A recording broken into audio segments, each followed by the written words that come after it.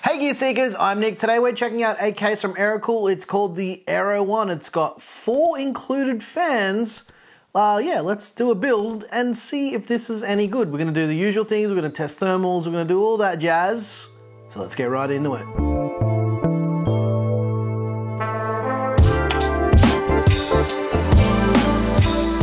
Alright ladies and gents, it's time to pull apart the Aero One and take a little bit of a closer look. Alrighty, let's pull the panels off the Aero One and take a little bit of a closer look at all the stuff inside and basically everything, so you guys can get an idea of if this is worth your hard-earned money. So let's do that. Side panel comes off. It's just got a little notched TG hook designed to hook the panel in.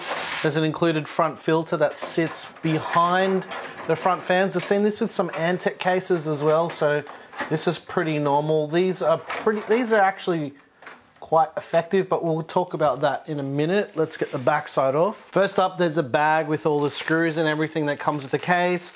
It's got a bunch of zip ties or tweezers, whatever you want to call them. Yes, I'll forever be throwing shade on that till the end of time. There's also a user manual that basically explains how to mount everything, but we're not going to be using any of that because we never use that for these videos anyway. Front panel connectivity is super basic. You've just got your standard USB 3.0.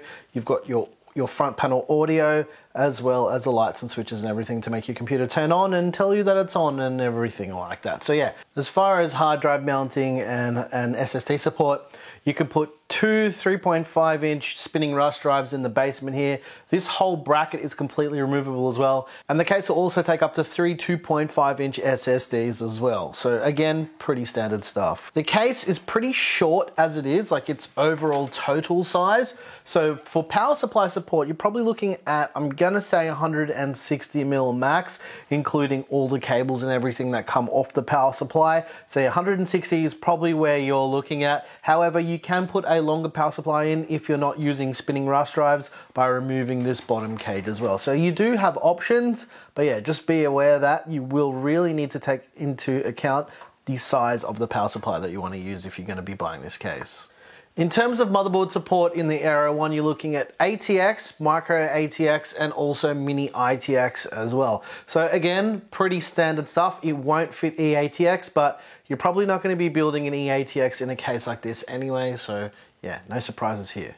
In terms of included fans and radiator support, so you've got a 120mm pre-installed on the back, you've got 3 more 120mm pre-installed on the front, and for some reason they use Molex and DC power.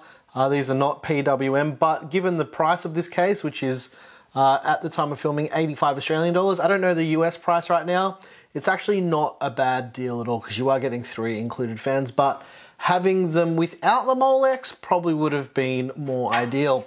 In terms of actual cooler mounting, up the front you can do a 360mm rad or a 240mm rad up the top. Air cooling support, you've got 161mm for maximum cooler height inside the case. For maximum GPU length, you're looking at about 327mm. However, if you're doing a front mounted radiator, you're probably going to be dropping that significantly. So take that into account if you're using this case, because again, as I mentioned previously, this case is taller than it is longer. So it is quite an interesting shape.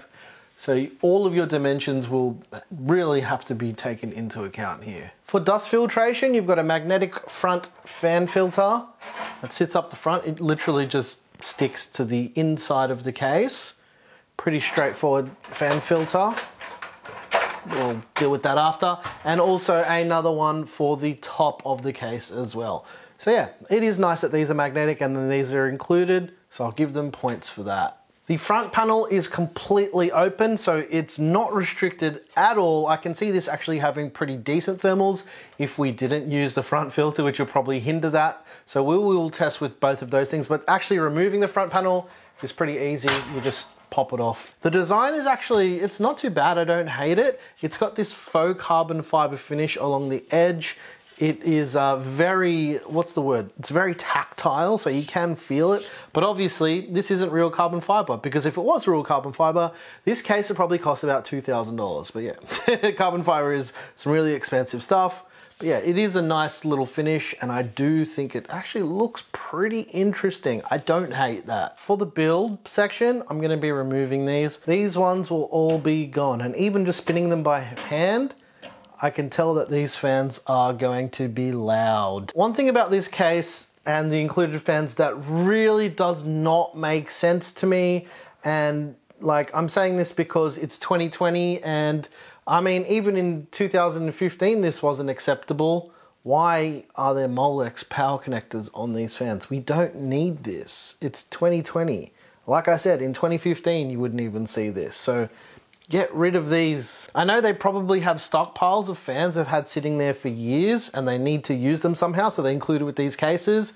But just get some side cutters and just snip it off. Like, we don't need the Molex. It's annoying to cable manage, and that's me being completely honest even before we've built with it. And that's another reason why I'm getting rid of these fans in this build, because I hate Molex, and most people hate it too, so I don't understand why they still include it. Get rid of Molex. As for cable management, you've probably got, I would say, about 15 mil between the backside of the motherboard tray and the outer panel for cable management. So not great, but it's usually enough for most people, especially if you're looking at buying a case like this. You're not going to be putting the most expensive hardware in here, or you're not going to be running the most amount of hardware possible. It's more focused for a budget type of build, which we're actually not going to be doing in this because we want to test thermals to see how hot this gets. So yeah, that's just a little bit of a heads up as well.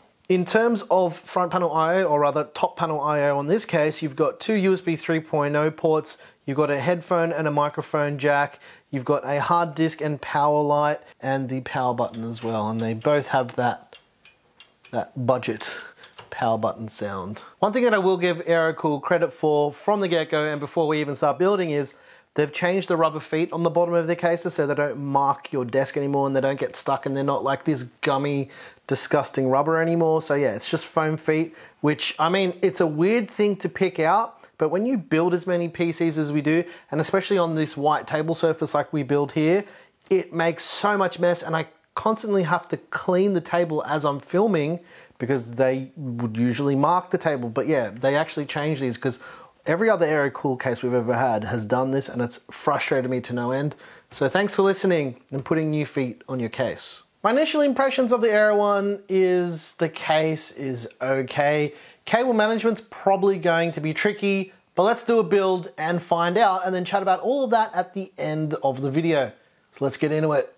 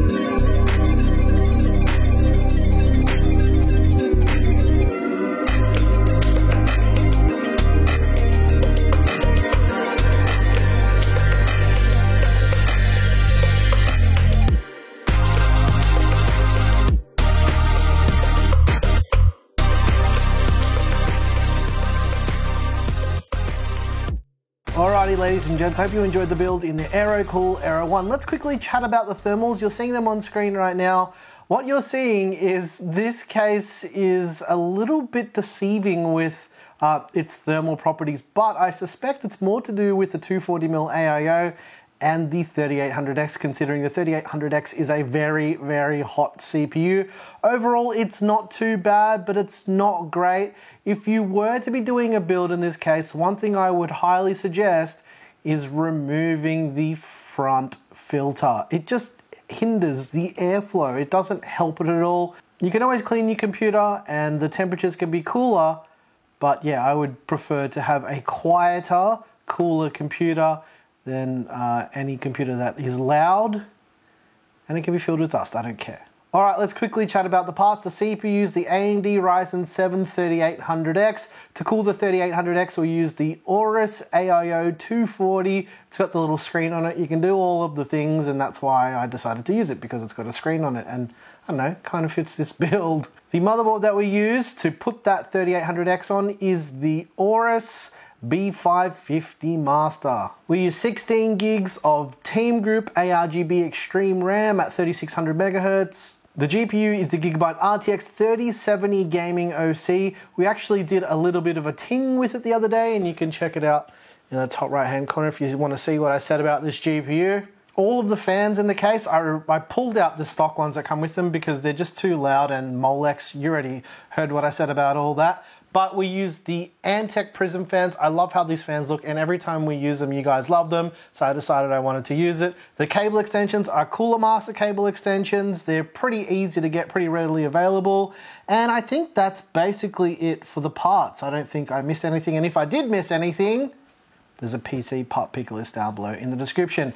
As far as the build quality of the case, the build quality is okay. The finish of the paint is a little bit rough, but ultimately not really a deal breaker. Thermals are okay. Overall, I thought I wouldn't like this case at all, but I actually think it's not too bad. The thing is as well, getting 4 fans with a case is actually, it's a pretty good deal. As far as the cable management's concerned, it's actually better than I thought it was going to be. The panel actually sits a little bit further away from the side panel, so I think I said about 15mm in the intro. It's probably closer to 20mm, so I actually didn't have problems getting the back panel on at all, which is actually quite a surprise to me, but also pretty good because I used those thick cable extensions, and yeah, the back panel went on really easily. I think that's basically all I've got to say about this build. The sun has definitely set on this one, ladies and gents. If you want to know what all the parts are, there's a PC part picker list down below in the description. If you like the music you heard here, I make all the music. It's available over on our Patreon. Once again, thank you so very much for watching. I'm your boy Nick with Gear Seekers. You peek, we seek. And if you hated the video, hit the dislike button twice. And this case actually pleasantly surprised me. Aerocool cases in the past have been pretty average for airflow, but it looks like they're listening to what people want and actually giving us some airflow. There are a few things to note though. I feel like the tooling of this case is from like an older case from back in the day. It's got the spot welded PCIe covers on the back and whatnot. It just, I don't know, there's just something about it that makes me feel like it's just a retooled case from another vendor, but I don't know, I could be wrong. That's usually what I am. Thanks for watching.